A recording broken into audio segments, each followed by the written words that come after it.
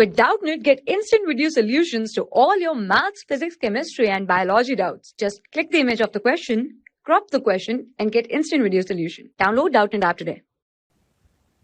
Here in this question, if x is given as cos alpha plus iota sin alpha and y is given as cos beta plus iota sin beta, then we have to prove that x minus y divided by x plus y is equal to iota times tan alpha minus beta divided by 2.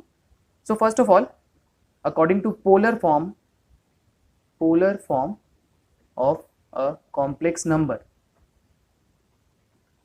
we know polar form of a complex number z is equal to r cos theta plus iota sin theta, and z can also be written as r e raised to the power iota theta. This is the polar form of a complex number. So similarly, if we use this x is equal to cos alpha plus iota sin alpha, according to this equation, x is equal to cos alpha plus iota times sin alpha. So here r is 1, there is no here, so r is 1, and it can be written as, this implies x can be written as e raised to the power iota alpha. This is first. Similarly, y is cos beta plus iota sin beta. So this can be written as e raised to the power iota beta. This is the second one. Now let us try to find out what we need to find. We have to find x minus y upon x plus y. So let us try to find out x minus y upon x plus y. Substituting the value of x and y here, e raised to the power iota alpha minus e raised to the power iota beta divided by e raised to the power iota alpha plus e raised to the power iota beta. Now we can take e raised to the power iota beta common from here. So e raised to the power iota beta we have taken common. Here we are left with e raised to the power iota alpha divided by e raised to the power iota beta minus 1. This whole divided by, in the denominator we have also taken e raised to the power iota beta common. So in the bracket we have e raised to the power iota alpha divided by e raised to the power iota beta plus 1. Now this is getting cancelled. We are only left with e raised to the power iota times alpha minus beta minus 1 divided by, this is alpha minus beta, e raised to the power iota times alpha minus beta plus 1. Here it is plus 1. So now again using this property that x is equal to cos alpha plus iota sin alpha is equal to e raised to the power iota alpha, again using this property we can write this is equal to e raised to the power iota times alpha minus beta is equal to cos of alpha minus beta plus iota times sin of alpha minus beta, and there is minus 1 also, divided by, it can also be written in the same,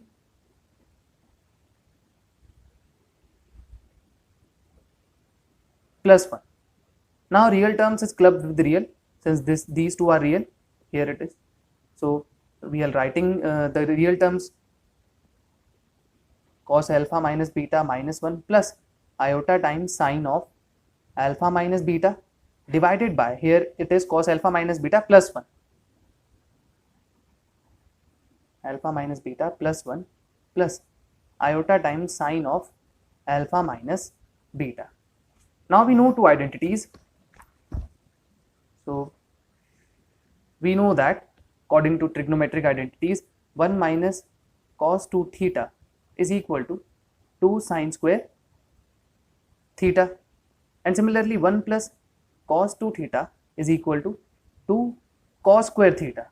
And one more identity we know, that sin 2 theta is equal to 2 sin theta cos theta. So applying these identities here, so we'll have x minus y divided by x plus y is equal to, first of all we have cos alpha minus beta minus 1. Using this identity we can write that is equal to minus of 2 sin square alpha minus beta divided by 2 plus we have iota times sin of alpha minus beta. So that sin alpha minus beta, using this identity we can write twice of iota sin of alpha minus beta by 2 into cos of alpha minus beta by 2. Similarly, in the denominator, we have cos alpha minus beta plus 1. So using this identity, we can write cos alpha minus beta plus 1 is equal to 2 cos square alpha minus beta by 2. Plus, again we have iota sine alpha minus beta, so we can write it same as just like the numerator.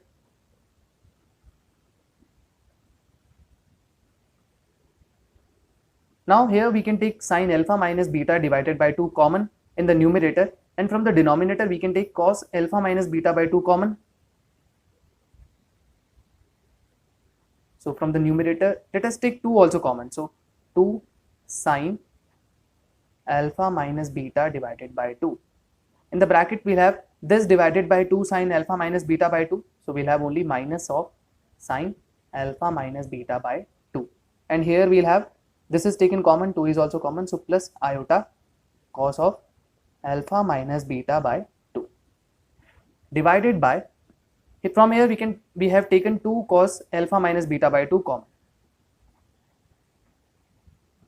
In the bracket here we'll have cos alpha minus beta by 2 only, plus iota times here we'll have sine alpha minus beta by 2. This 2 is getting cancelled, and here it would become tan of alpha minus beta divided by 2. And in the bracket, we can take iota common from the bracket, from the numerator. So if we take iota common from the numerator, we have this minus sine of alpha minus beta by 2 divided by iota, so 1 by iota. And from here we have taken iota common, so it would just be simply cos of alpha minus beta divided by 2. This is the numerator, and the denominator is as it is.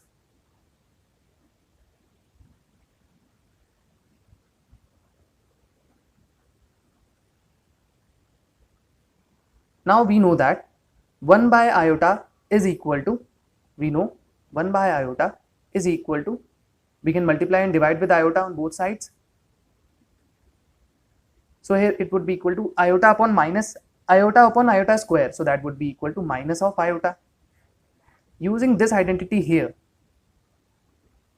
we will have x minus y divided by x plus y is equal to tan of alpha minus beta divided by 2. In the bracket we have taken iota common, so there it is also there, and here the sine alpha minus beta divided by 2 divided by iota minus iota can be written as this 1 by iota can be written as minus iota, so it would simply become plus iota. So in the numerator we'll have cos of alpha minus beta divided by 2 plus iota times sine of alpha minus beta divided by 2, and the denominator is cos of alpha minus beta divided by 2 plus iota sine alpha minus beta divided by 2. So this bracket and this denominator is getting cancelled since both are same. So in the last we have x minus y divided by x plus y is equal to this iota times tan of alpha minus beta divided by 2. Hence proved. For class 6 to 12, IIT JEE and NEET level. Trusted by more than 5 crore students. Download Doubtnut App today.